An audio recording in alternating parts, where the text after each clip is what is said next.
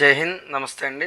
యాక్చువల్‌గా మన ఛానల్‌లో ఏదన్నా లాకి సంబంధించిన టాపిక్‌తో ముందు వీడియో చేద్దాం అనుకున్నాను. కానీ ఫస్ట్ ఈరోజు మేము భీమవరంలో ఒక నెట్ క్రికెట్ ఆడుకునే ఒక టర్ఫ్‌ని మేము బుక్ చేసుకొని ఆడుకోవడానికెళ్ళాం.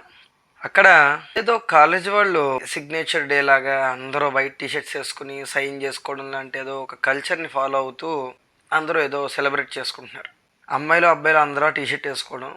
ఎవడు పడితే వాడు ఎక్కడ పడితే అక్కడ ఎవడికి నచ్చిన చోట వాడు సైన్ చేయడం, వాడికి నచ్చిన కొటేషన్ రాయడం, ఇలా వాళ్ళకి నచ్చిన యాక్టివిటీస్ అన్నీ చేస్తూ ఉన్నారు.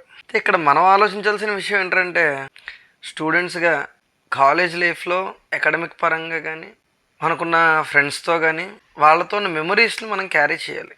అది కరెక్ట్. మరి తల్లిదండ్రులకి తెలిసి పంపిస్తారో తెలియక పంపిస్తారో తెలియదు, కానీ ఇది ఒక కామన్ అయిపోయినటువంటి ఒక కల్చర్ లాగా అయిపోతుంది ఇన్ ఫ్యూచర్ మేబీ.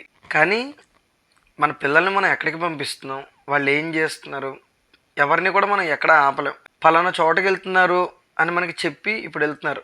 రేపు అన్న రోజు మనం వద్దు అంటే ఇంకోటి ఏదైనా రీజన్ చెప్పైనా వెళ్ళొచ్చు. మనం కాలేజీకి ఎందుకు వెళ్తున్నాం, అలాగే మనం చేసే యాక్టివిటీస్ ఏంటి, అది ఆ ఏజ్లో ఎటువంటి కాన్సిక్వెన్సెస్కి అది ఒక ప్యాత్ అవుతుంది అనేది పిల్లలు కానీ స్టూడెంట్స్ కానీ తల్లిదండ్రులు కానీ ఇద్దరు కూడా ఆలోచించుకోవాల్సిన పరిస్థితి ఉంది.